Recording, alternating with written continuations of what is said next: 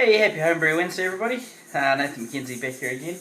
A little bit of rattling you hear in the background, that'll just be my son. Anyway, hopefully you shouldn't interrupt us too much. So, how's everyone doing? Hope everyone's having a good Wednesday. I'm going to start this Wednesday with, can't wait any longer, time to try this black IPA, Imperial black IPA.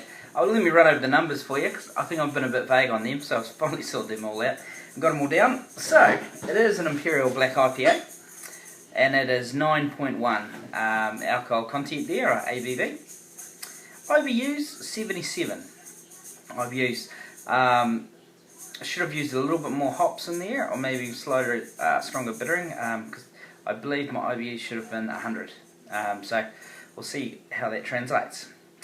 A priming sugar used, I only used 125 grams of priming sugar, probably the lowest amount of priming sugar I've used, but there's no way I wanted this beer. It's such a big beer and it's such a full-on beer with all these ingredients I put in it.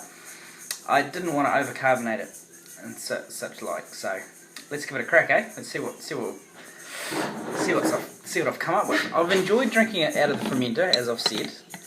So, oh, it was a good hiss there. It's okay. Oh yeah, a bit of smoke. Let's give this a pour. Now I've picked this bottle because it's got a lot of troop at the bottom of this bottle. The only bottle that has all this troop. But that's going to do me there. That is going to do there. Right. Wow, that looks great. The carbonation looks good. This is just a couple of days off being 4 weeks in the bottle, just over 3.5 weeks. So good head, perfect.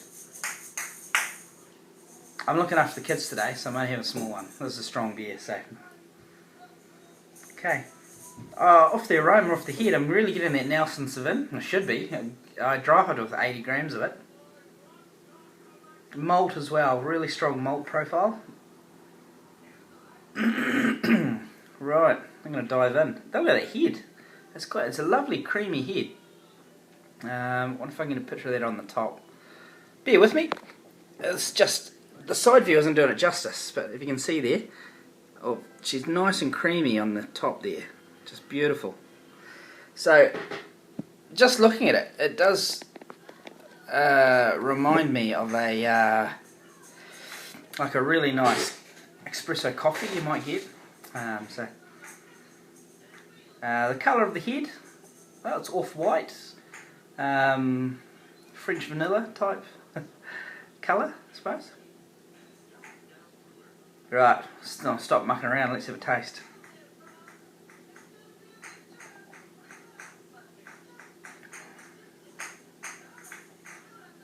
Wow.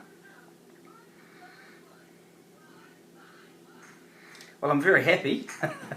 This is lovely. Right, what flavours am I getting? There's a shitload of them going on. There's a lot going on. This is. I'm gonna have another drink to figure this out. Hang on.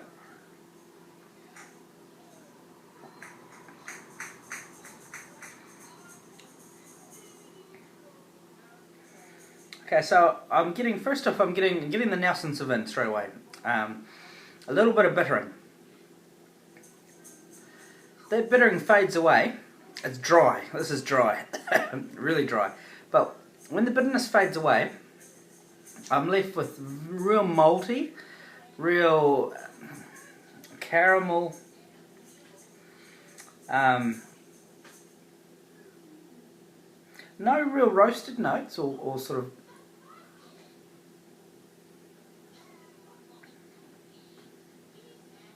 almost licorice.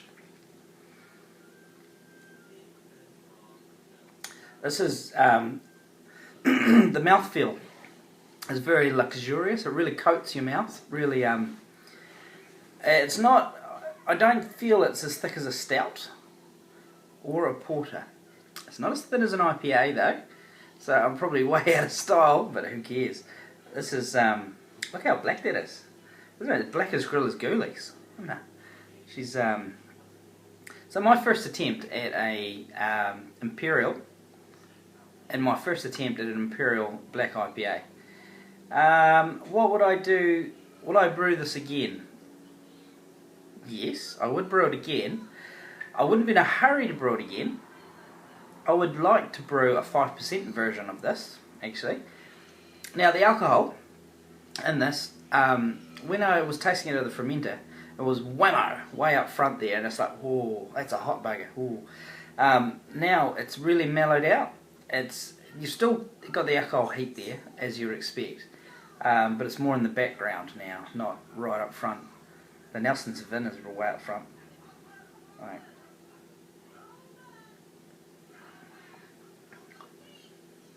Yeah, no, very happy. Very happy with that wee drop. So, I need to send out some beers, and I was waiting until I brewed a decent one, and this is a decent one. So, Grant Baker, I'll be sending you one of these out to give it a try, and also need to chuck a couple to Dunedin there to better chuck one to Dean and one to young Adrian there. Give this a try, because I know, Adrian, you've just brewed a black IPA with the right amount of chocolate malt this time. So, yeah, I'd be keen to get your feedback on what you reckon of this one. Yeah, anyway, so expect some bottles, guys, soon. Righty-ho, moving right along. Oh shit, I didn't do any notes. Anyway, no use looking at that bit of paper. So what else have I got to talk about? All my grains have turned up from Craft Brewing there for my H.B.W beer. So my grains, my yeast and my hops, we're all here now. I've activated the smack pack on my Y yeast here, so she's starting to swell now. I'm not brewing till Saturday. This is only Wednesday, you realise, but I plan to grow the yeast, Grant Baker style, to get see if I can get 3 pitches out of it. So I'm gonna this afternoon I'll be making a wee starter, and then 18 hours later making a bigger starter, adding it to it, waiting another 18 hours, cold chill it, then drain much as the liquid off as possible without getting the yeast, and then divide her into 3. Whammo, done. And then again I'll go and I'll make another yeast starter for my brew on Saturday. So that's the plan. That's the plan for that. What else? So for my brew day as well, I'll be using a new bit of equipment. I've got myself a chili bin, converted into a mash tun. Thank you very much, Matt. Matt's going to come over to help me with the brew day on Saturday.